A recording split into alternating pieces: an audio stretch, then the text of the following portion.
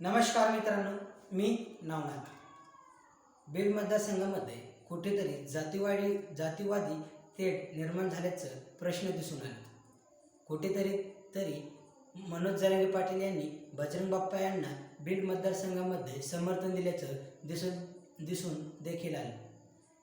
ज्या प्रकारे बीड मतदारसंघामध्ये प्रचार आणि उत्तर असे घडामोडी घडत होत्या, त्यामध्येच बजरंग बाप्पा यांना मनोज जरांगेंनी समर्थन दिल्याचं देखील समजण्यात आलं. त्यामुळेच मराठा समाज हा बजरंग बाप्पा यांच्या पाठीमागे उभा झाला. बीड मतदारसंघामध्ये ओबीसी वर्सेस ओबीसी म्हणजेच वंजारी वर्सेस वंजारी असं गणित समीकरण दिसायला भेटत होतं. पण कुठेतरी बजरंग बाप्पा यांनी मराठा समाज हा आपल्या पाठीमागे घेऊन खूप मोठी मास्टर स्ट्रोक किंवा वेगळंच गणित इथे पंकजा मुंडे विरुद्ध बसवल्याचं दिसून आलं.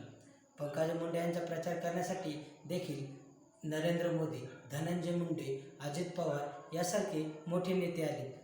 पंकजा मुंडे यांनी बीडमधील जनतेला इमोशनल म्हणजेच एक हृदय प्रकारे इमोशनल करण्याचा देखील प्रयत्न केले.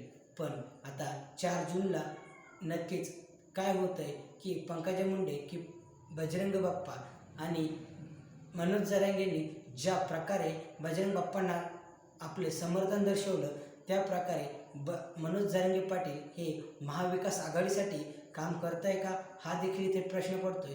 तुम्हाला काय वाटतंय कमेंट सेक्शनला नक्कीच कळवा. आणि येत्या 4 जूनला बजरंग बाप्पा की पंकजा मुंडे या बीड मतदारसंघाच्या खासदार होतील का, कमेंट सेक्शनला नक्कीच कळवा. व्हिडिओ आवडला चॅनलला लाईक आणि शेअर नक्कीच करा.